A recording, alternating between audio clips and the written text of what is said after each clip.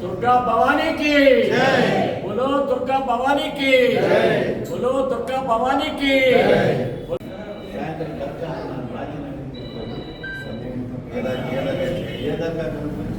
20 సంవత్సరాలుగా గుడివాడ నియోజకవర్గానికి శాసనసభ్యుడిగా సేవలు అందించి ఇటీవల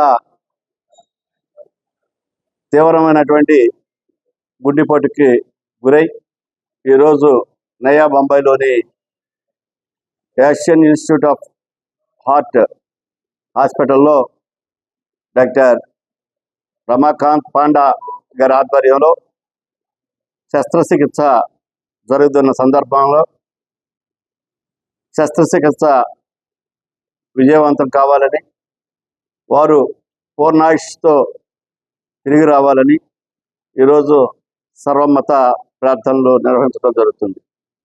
అందులో భాగంగా మొట్టమొదటిగా విఘ్నేశ్వర స్వామి దేవస్థానంలో పూజలు నిర్వహించడం జరిగింది. తర్వాత విజయదుర్గ అమ్మవారి దగ్గర చేయడం జరిగింది. ఉదయం 5 గంటలకే వివిధ మసీదుల్లో ప్రార్థనలు జరగడం జరిగింది. ఈ కార్యక్రమం అయిన తర్వాత రైల్వే స్టేషన్ రోడ్లో ఉన్న సిఐఎస్ఐ చర్చి నందు కూడా ప్రార్థన జరగడం జరిగింది. అదేవిధంగా నందివాడ మండలంలో పైల ఆదాం గారి ఆధ్వర్యంలో కూడా అక్కడ ఈ క్రైస్తవ సోదరులు పాస్టర్లు ప్రార్థనలు నిర్వహించడం జరిగింది.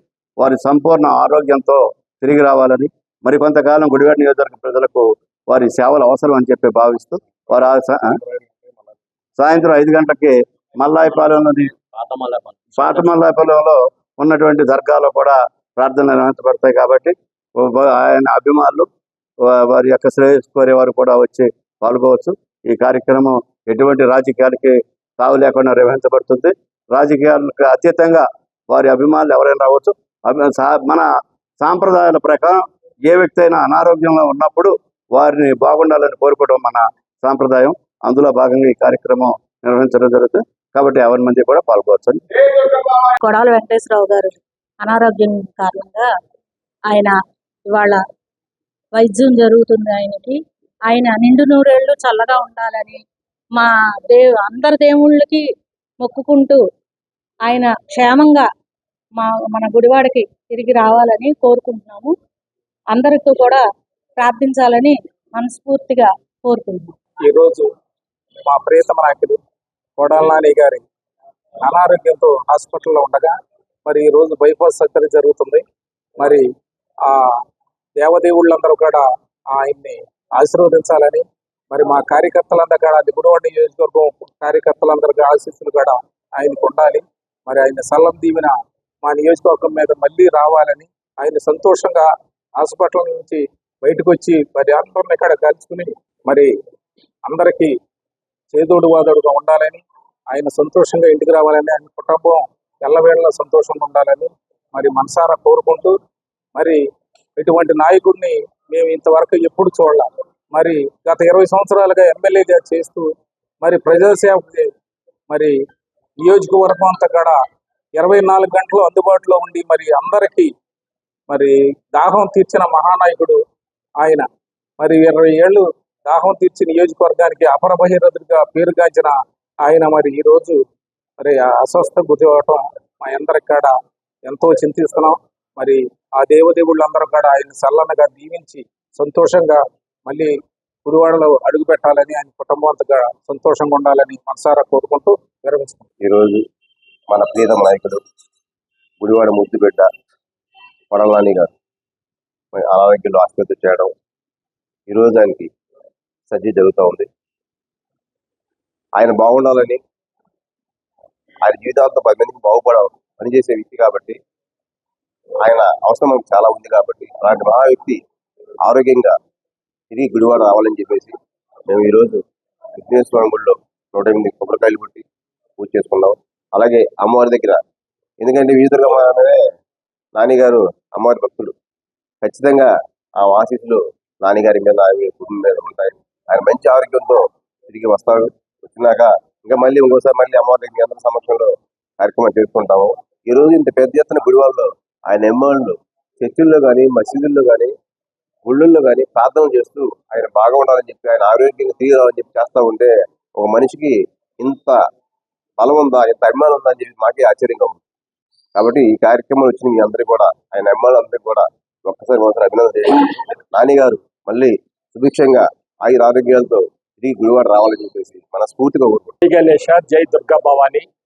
ఈ రోజున గుడివాడ పట్టణంలో ప్రతి ఒక్కరు కూడా కొడాలి శ్రీ వెంకటేశ్వరరావు నాని గారు ఆయురారోగ్యం బాగుండాలని, బొంబాయిలో ఈ పూట ఆయనకి రమాకాంత పాండే గారిచే హార్ట్ సర్జరీ జరుగుతుంది.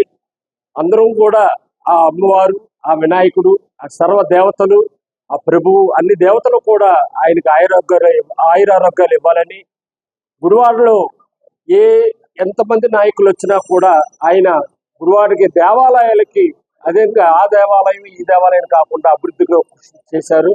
ఆ భగవంతుడు ఎల్లవేళ ఆయురారోగ్యాలు ఉంటాయని కోరుకుంటూ జై వాసు. 20 సంవత్సరాలుగా గుడివాడ నియోజకవర్గానికి శాసనసభ్యుడిగా సేవలు అందించి ఇటీవల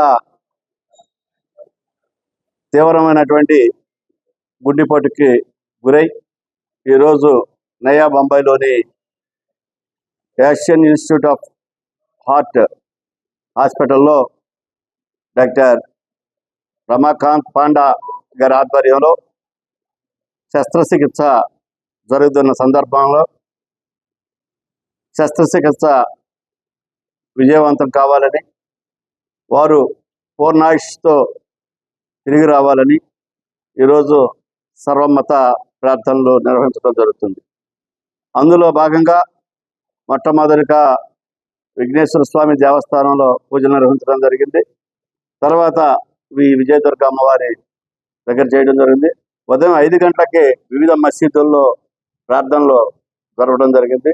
ఈ కార్యక్రమం అయిన తర్వాత రైల్వే స్టేషన్ రోడ్లో ఉన్న సిఐఎస్ఐ చర్చి నందు కూడా ప్రార్థనలు జరగడం జరిగింది. అదేవిధంగా నందివాడ మండలంలో పైల ఆదాం గారి ఆధ్వర్యంలో కూడా అక్కడ ఈ క్రైస్తవ సోదరులు పాస్టర్లు ప్రార్థనలు నిర్వహించడం జరిగింది. వారి సంపూర్ణ ఆరోగ్యంతో తిరిగి రావాలని, మరి కొంతకాలం గుడివాడ నియోజకవర్గ ప్రజలకు వారి సేవలు అవసరం అని చెప్పి భావిస్తూ వారు సాయంత్రం 5 గంటలకి మల్లాయపాలెంలోని పాత మల్లాయపాలెంలో ఉన్నటువంటి దర్గాలో కూడా ప్రార్థనలు నిర్వహించబడతాయి. కాబట్టి ఆయన అభిమానులు, వారి యొక్క శ్రేయస్సు కోరేవారు కూడా వచ్చి పాల్గొవచ్చు. ఈ కార్యక్రమం ఎటువంటి రాజకీయాలకి తావు లేకుండా నిర్వహించబడుతుంది. రాజకీయాలకు అతీతంగా వారి అభిమానులు ఎవరైనా రావచ్చు. మన సాంప్రదాయాల ప్రకారం ఏ వ్యక్తి అయినా అనారోగ్యంలో ఉన్నప్పుడు వారిని బాగుండాలని కోరుకోవడం మన సాంప్రదాయం. అందులో భాగంగా ఈ కార్యక్రమం నిర్వహించడం జరుగుతుంది. కాబట్టి 50 మంది కూడా పాల్గొవచ్చు.